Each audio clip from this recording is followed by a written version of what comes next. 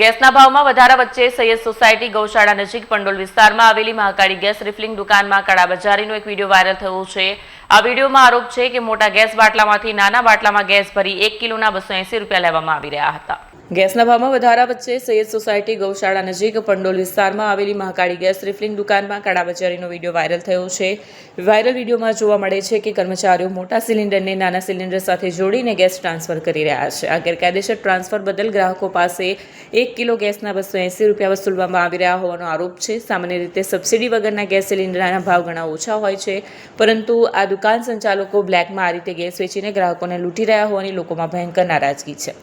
આ video social media પર આગની જેમ ફેલાઈ ગયો છે। સ્થાનિક લોકોએ આ ગેરકાયદેસર ધંધાદારી સામે આકરો રોષ વ્યક્ત કર્યો છે અને જિલ્લા વહીવટીતંત્ર અને પુરવઠા વિભાગને તાત્કાલિક ધોરણે આ દુકાન પર કાર્યવાહી કરવાની માંગ કરી છે। લોકોએ ચેતવણી આપી છે કે જો આ ઝડપી કાર્યવાહી નહીં કરવામાં આવે તો તેઓ રસ્તા પર ઉતરીને આંદોલન કરશે। बाटला नहीं मिल रहा है, वो खाली 2 किलो 1 किलो ऐसा डाल रहा है। बड़ा हो या छोटा बनवाओ 2 किलो बचता है बस, 270 रुपये किलो। 270 रुपये